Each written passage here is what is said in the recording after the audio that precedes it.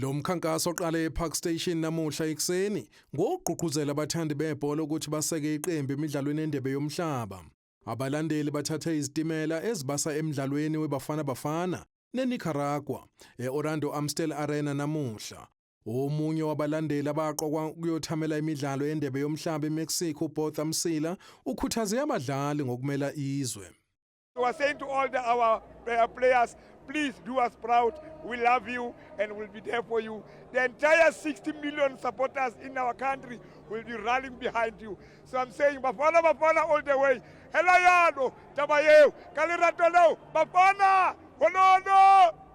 Iphini likaNgqongqoshe wezemidlalo uPhisi Mabe unxuse izakhamuzi kuleli ukuthi zamukela abadlali abaqokiwe futhi bathola ukwesekwa njengoba beyomela izwe.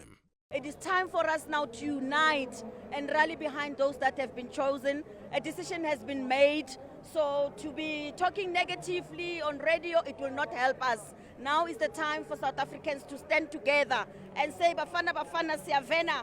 South Africa, this is your time. Bring it back, boys. Bring it back. Bring it back.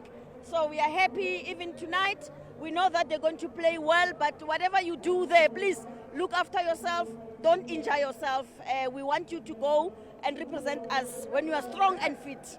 iBafana izoncweka neNicaragua namuhla kusihlwa e-Orlando Amstel Arena. uBruce uthi uzophumuza abadlali bamasandawana njengoba bebesabungaza ukunqoba iCAF Champions League. They will have another day rest and they will be on the bench and yes, in the worst case, maybe they have to play 10 minutes or what when there is a player injured or what, but normally they will not be in the squad. iBafana kulindeleke lifulathele la kuleli ngesonto njengoba umdlalo wokuvula bezodlala neMexico mhla ziyi-11 kuNhlangulana ngehora lesishagalolunye ebusuku ngokwesikhathi sakuleli.